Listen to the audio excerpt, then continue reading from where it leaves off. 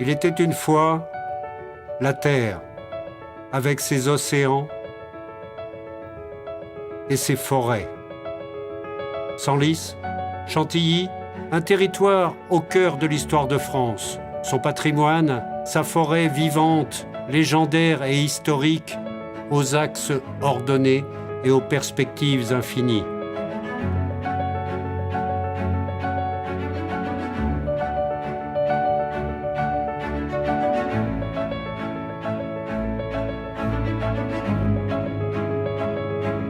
Ce paysage nous parle de plus en plus.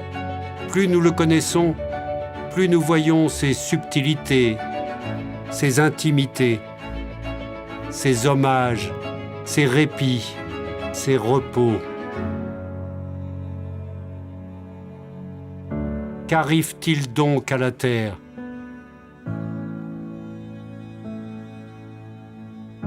Quelle maladie nous frappe ? Peu à peu, nous avons fait plus ample connaissance avec notre planète. Partout s'aggravent les inégalités, notamment climatiques.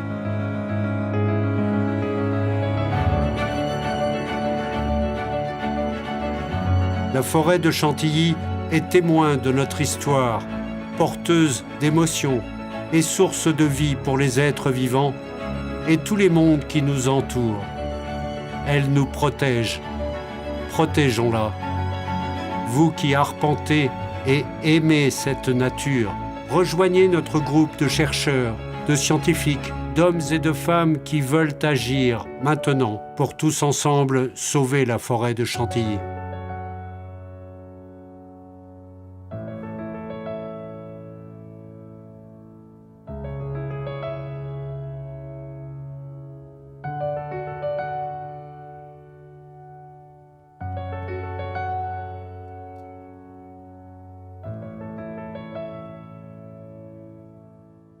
J'appelle ici M. Timothée Boitouzet, qui est fondateur, architecte de la société Woodoo.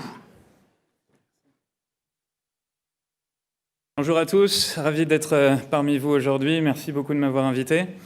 Alors, donc Timothée Boitouzet, je suis le fondateur de Woodoo, qui est une société de technologie qui vise à faire du bois le matériau du XXIe siècle dans différents secteurs d'activité. Donc nous, on est des biochimistes. Notre travail, c'est vraiment de transformer la matière à l'échelle moléculaire pour dépasser ses contraintes fondamentales et lui donner des nouvelles propriétés.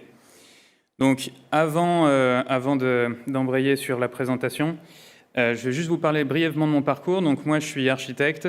J'ai commencé mes études au Japon et j'ai réalisé que dans le bâtiment, le béton a été inventé par les Romains, le verre a été inventé par les Égyptiens, et il y a plus de matériaux intelligents dans votre téléphone, bien plus qu'il n'y en a dans le bâtiment. Donc j'ai décidé de changer mon fusil d'épaule et je suis parti à l'université d'Harvard et au MIT pour étudier la science des matériaux et comment est-ce qu'on peut transformer la matière pour vraiment s'engager pour le réchauffement, pour résorber le réchauffement climatique. Donc la raison pour laquelle chez Woodoo on se réveille tous les matins, c'est spécifiquement pour ça. C'est pour pallier la pénurie mondiale d'acier et la pénurie mondiale de sable qui se profile.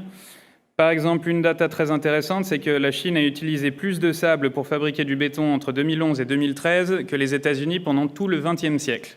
Donc, très rapidement, on arrive vers une extinction de ces matériaux de commodité.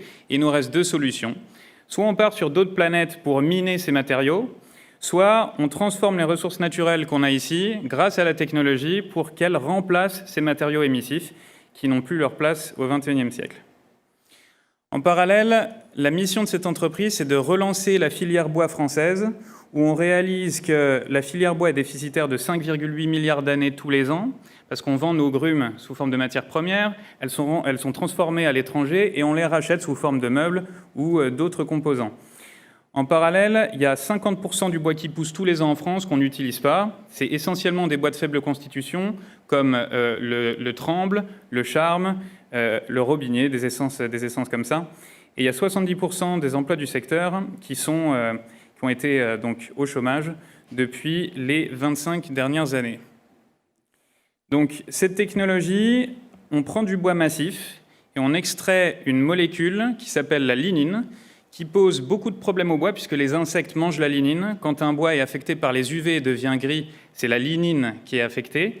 Et la lignine, elle donne au bois aussi sa rigidité. Donc, on l'extrait et on la remplace par un polymère biosourcé, une résine biosourcée, qui va conférer au matériau des propriétés tout à fait novatrices, donc, que vous allez voir dans une seconde. Ce qui est important, on a parlé de biodiversité tout à l'heure et de multiplicité d'essences de la forêt française. Avec cette technologie, on peut traiter toute essence de bois. C'est important de revaloriser des essences de bois de faible constitution qui n'ont pas de marché, mais on peut tout autant revaloriser le chêne ou le noyer, dont les stocks vont augmenter par l'impact du réchauffement climatique. Donc vous voyez qu'ici, on peut traiter toutes les essences qui existent sur la planète. Et le matériau, donc on le rend translucide, imputrescible, 2 fois plus léger que de l'aluminium et 3 fois plus rigide. On traite toutes les essences et on lui confère aussi des propriétés tactiles, donc comme des écrans, pour différentes applications dans le secteur de la mobilité et aussi du bâtiment. Donc vous allez avoir une vidéo ici qui est notre première réalisation.